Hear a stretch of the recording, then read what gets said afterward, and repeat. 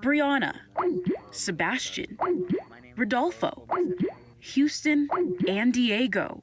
Different backgrounds, different upbringings, and different experiences. But they all want the same thing, to bridge the racial divide in New Mexico that they see every day. Like that a lot of the divide comes basically from ignorance. They say it comes down to three main categories: communication. I feel like they don't recognize us as separate, and then they make our issues a multicultural issue. Education. So you're not going to get the same experience at like Highland High School as you do at Sandia Prep. And representation. Especially with lawmakers, they have a platform. They've seen small progress, but say more needs to be done. And I think ignorance is a key takeaway from people lacking the resources or not really caring enough to look into what these issues are. And that starts from the top. It's no secret that this system was not made for us. Through state and local governmental leaders. People will actually speaking out and stuff. I think that's mainly what needs to happen as well. The governor and Albuquerque's mayor have taken a stance against bigotry and racism by creating task forces that put a spotlight on the issues that plague communities of color. Actually going into the community and asking people what we need. And making sure that local spotlight doesn't dim under what the federal government is doing. The federal government will make a mandate or try to pass a law, and it's just how do we make sure that at a state level and at a local level, we're not affected by this? These UNM student leaders say it's up to them and other young people. It's going to be like a battle between old generation versus new generation. We're learning new tools to advocate. We're learning how to use social media in different ways, petitions, how to push for policy. So I'm really excited to see how else all of us with our different backgrounds and our different communities, like you said, Houston, how we can use all of our collective voices and push for a better world. And speak out for the voiceless, advocating for a brighter future in the land of enchantment.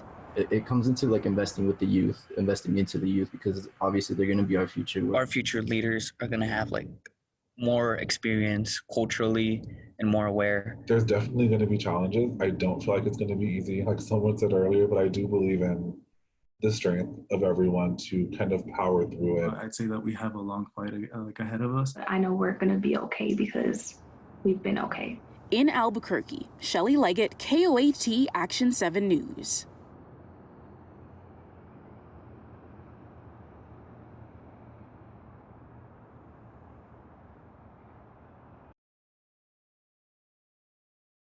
The American Civil Liberties Union is helping that teen move forward with that lawsuit against the city of Albuquerque. The girl on your screen, a teenager with no criminal history and a cosmetology student. I felt scared. This is Giselle Estrada, who says her life was ruined when she was involved in a case of mistaken identity. I just hope this doesn't happen to anyone else.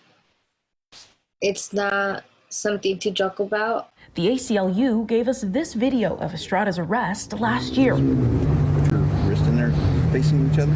She was charged as an adult for the 2019 murder of Calvin Kelly, spent a week in jail, and was released after APD arrested a different person.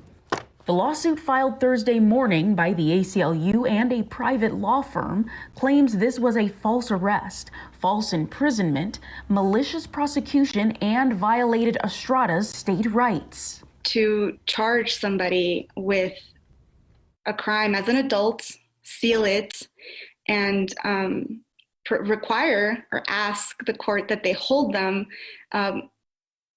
prior to conviction is a big ask. And so you would think that they would do a thorough job in that process. The lawsuit puts blame on APD homicide detective Jesse Carter, saying he botched the murder investigation and showed another person's Facebook photo to Estrada's school for identification. Estrada says the experience continues to affect her and her family and has since been attending counseling and has trouble trusting law enforcement. Whenever I see a cop, I just feel like they're gonna stop me and arrest me again. The lawsuit also states that no one from the city of Albuquerque, APS, or APD has offered an apology to Estrada. The ACLU says they are waiting for a response. In downtown Albuquerque, Shellye Leggett, KOAT Action 7 News. A lot of you are focusing on keeping clean, like washing your hands. But health officials say you shouldn't only be worried about using soap and hand sanitizer.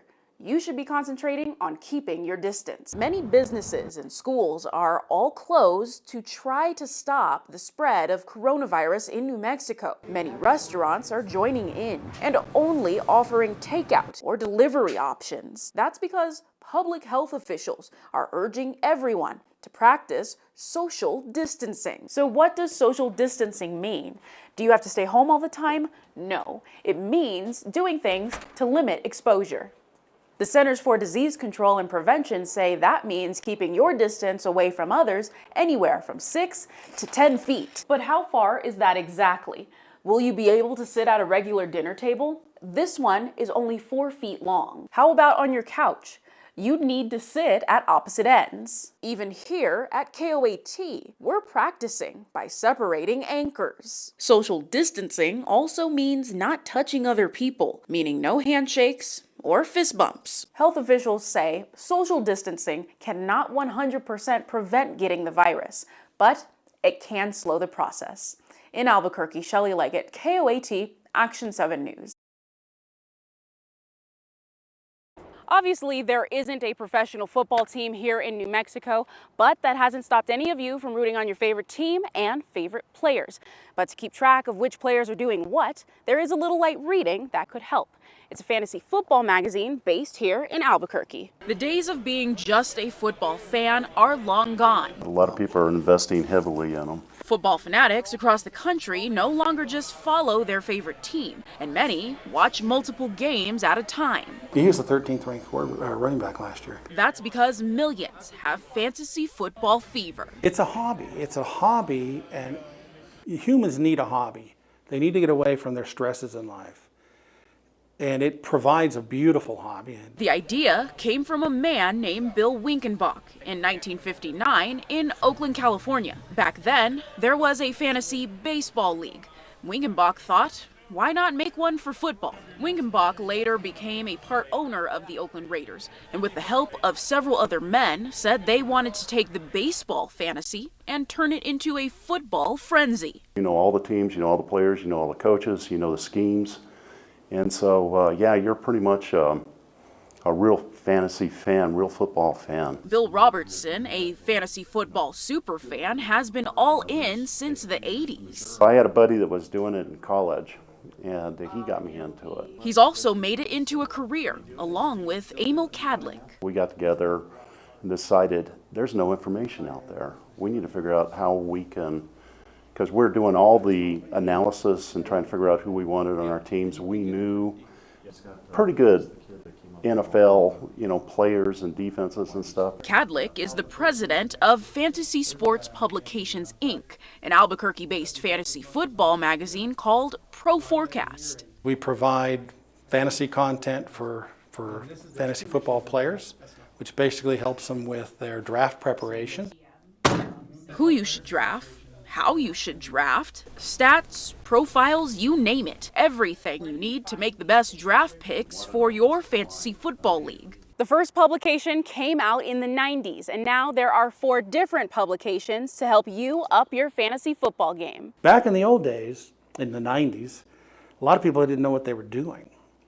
So you could walk in a draft and draft poorly and still win fairly easily. But now you really have to know what you're doing, and you have to understand what the other people know to be able to do well in the league. You don't have to be an expert. For beginners, do the mock drafts. Mock draft is a simulated draft, so you can start to see, oh, wow, I was going to draft my quarterback in the first round. I don't need to do that. Kyler Murray, the Oklahoma quarterback that was drafted by the Arizona Cardinals. I think right off the bat, I think he can throw a bunch of touchdowns. But that's where you get in trouble with fantasy football, because rookies normally don't do well, especially at quarterback, their first season. You can join a practice league and even do it for free on websites like Yahoo and ESPN. But it's really all about what you know. You can start learning, and once you start learning, you're going to feel a little more comfortable. Fantasy Football League drafts usually start in September, but there are some that are drafting as early as March before the NFL draft. Matter of fact, there are people drafting right now, but most will wait till after preseason. In Albuquerque, Shellye Leggett, KWT Action 7 News.